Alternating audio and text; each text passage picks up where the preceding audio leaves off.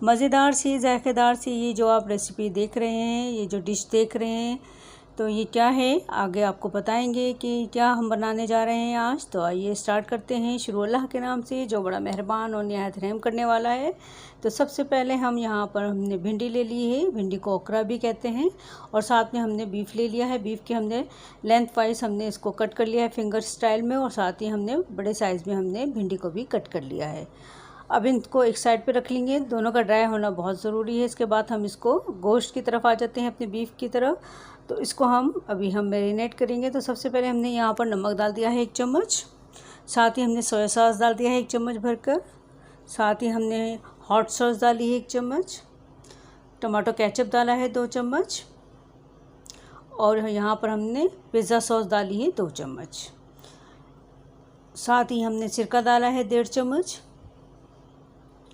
और थोड़ी सी हल्दी डाली है, और थोड़ी सी हमने यहाँ पर लाल मिर्च का भी इस्तेमाल किया है। अब इन तमाम चीज़ों को अच्छे से मिलाकर हम इसको मैरिनेट कर लेंगे तकरीबन आधे घंटे के लिए। ये देखिए हमने तमाम चीज़ों को अच्छे से मिक्स कर लिया है, इसको इसी तरह रहने देंगे।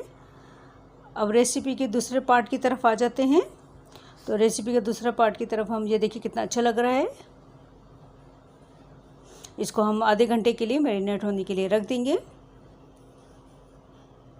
और इसी तरह आपको पतले पतले स्लाइस में आपको गोश्त को काटना है।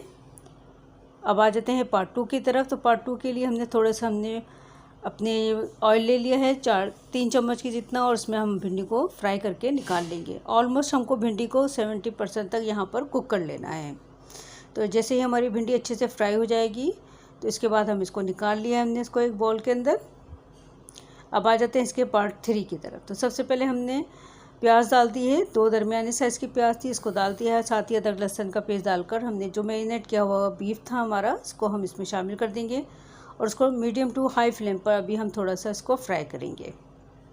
ये देखिए इसको अच्छे से अभी हम यहाँ पर फ्राई करना है मीडियम टू हाई फ्लेम पे, जब तक कि इसका कलर चेंज ना हो जाए, इस वक्त तक हमें इसको अच्छे से फ्राई करना है। ये देखिए ऑयल सेपरेट हो गया है गोश्त से।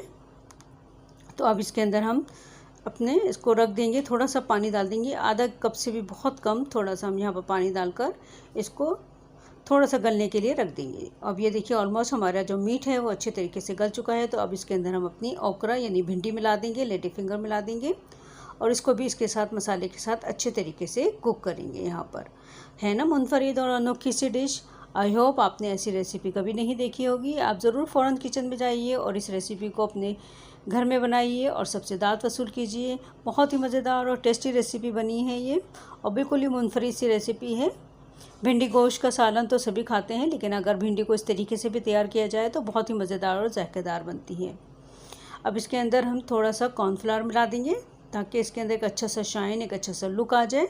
तो हमने यहाँ पर 1 चम्मच कॉर्नफ्लावर घोलकर इसके अंदर शामिल कर दिया था। ये देखिए जैसे ही हमने कॉर्नफ्लावर लगाया, इसके अंदर कितनी अच्छी सी एक शाइन आ गई है, और बहुत ही अच्छा लग रहा है माशाल्लाह से, और बहुत ज़्यादा टेस्टी है। आप इसको चपाती के साथ, नान के साथ खाइए, या ऐसे ही आप इसको नोश फरमा सकते हैं। अब अच्छी सी प्यारी सी एक प्लेट लीजिए, और इसको सर्विंग प्लेट के अंदर आप हम डाल रहे हैं। देखिए कितना अच्छा सा इसका लुक आया है माशाल्लाह से।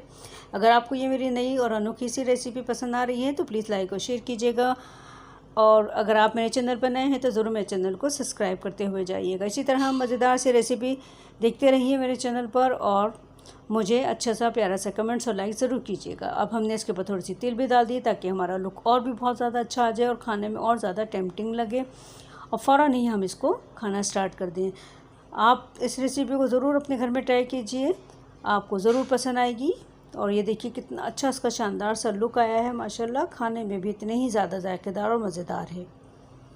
ये देखिए कितना खूबसूरत इसका हर तरीके से लुक आया है। गोश्त भी अच्छे तरीके से, क्योंकि हमने स्लाइसेस में कट किया था, लेडी फिंगर स्टाइल में हमने कट किया था, तो इसी तरीके से गोश्त भी बहुत जल्दी गल जाता है, ज़्यादा टाइम नहीं लगता है। और ये देखिए प्लेट में सर्व करते हुए कितनी